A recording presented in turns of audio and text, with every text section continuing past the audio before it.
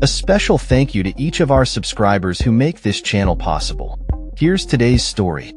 In a significant shift from traditional U.S. foreign policy, American officials have engaged in direct talks with Hamas regarding the release of hostages held in Gaza.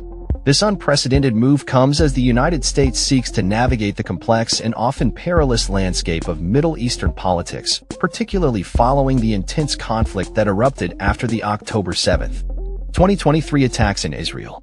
According to multiple sources, including Israeli and Western officials, U.S. and Hamas representatives have convened in Doha, Qatar, to discuss the fate of Eden Alexander, the only Israeli-American hostage believed to be alive, alongside the remains of 4 other Israeli Americans taken captive during the Hamas-led assault.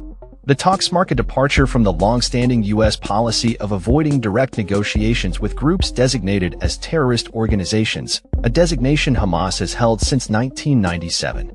Adam Boehler, President Trump's nominee for Special Envoy for Hostage Affairs, has reportedly participated in these discussions, which have been characterized as sensitive and confidential. White House Press Secretary Caroline Leavitt confirmed the existence of these talks, stating that Boehler has the authority to negotiate with anyone involved in the situation. The shift in approach has raised eyebrows among political analysts and foreign policy experts, who have long criticized the U.S. strategy of relying on intermediaries, such as Qatar and Egypt, to communicate with Hamas. This new direct engagement suggests a willingness to reconsider established diplomatic norms in the pursuit of securing the release of hostages. While the U.S. has historically refrained from engaging with Hamas directly, the dire circumstances surrounding the hostages have prompted a re-evaluation of this stance. The ongoing conflict and humanitarian crisis in Gaza have further complicated the situation, with Israel imposing strict restrictions on the entry of goods and supplies into the region. Citing Hamas' refusal to accept a proposal aimed at extending a ceasefire, the negotiations in Qatar are reportedly ongoing, with discussions not only focused on hostages but potentially encompassing broader issues affecting the region. While details remain sparse, a Hamas official indicated that the U.S. had requested confidentiality regarding the talks, suggesting a desire to keep the dialogue discreet amidst the volatile backdrop of the Israeli-Palestinian conflict. The history of the Israeli-Palestinian conflict is fraught with tension, violence, and failed negotiations, making any direct engagement with Hamas a contentious topic. Critics argue that such talks could undermine U.S. credibility and embolden terrorist organizations, while proponents assert that direct dialogue may be necessary to achieve tangible outcomes, particularly in humanitarian crises.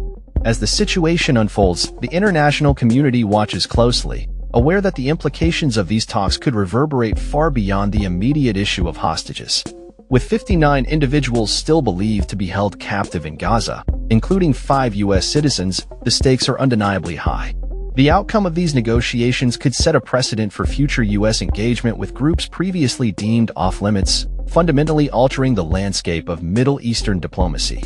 In the coming days and weeks, it remains to be seen how these talks will progress and what impact they will have on the broader conflict in the region.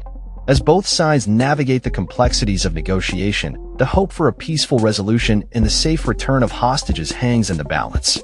In conclusion, the United States' decision to engage directly with Hamas marks a pivotal moment in U.S. foreign policy, one that could redefine relationships in the Middle East and potentially pave the way for new avenues of dialogue and resolution.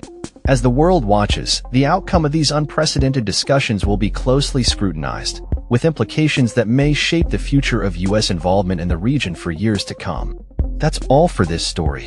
We upload videos every day covering many different subjects, so hit that subscribe button to stay informed.